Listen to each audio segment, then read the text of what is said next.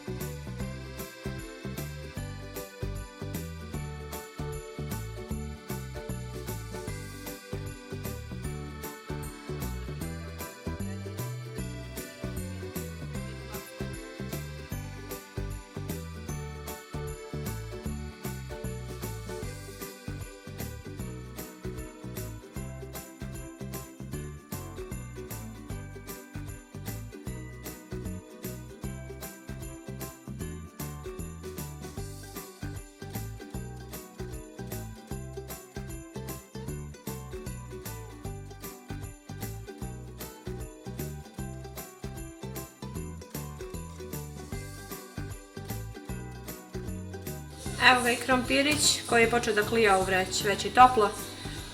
Pa i njega ćemo iskoristiti naravno. Pa si danas me nemaš poštijeti, danas vam kuvati učeka rođendan. Da. Evo ga, imam sve ovdje spremno. Još ću samo isjeći krompir i to će muž da odnese sve vani. Da stavi, da mi pripremi blizu kotlića.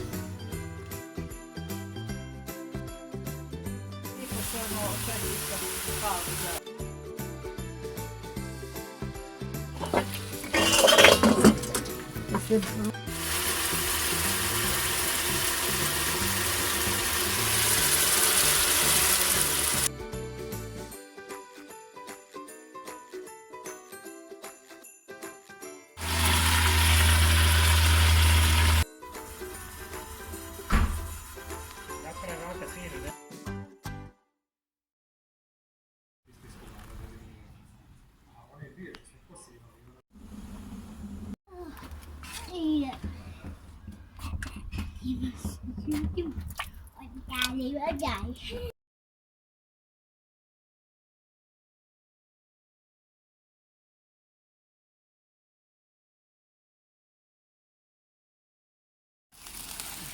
Tri, četiri, sad. Danas nam je divan dan. Našem taj rođendan.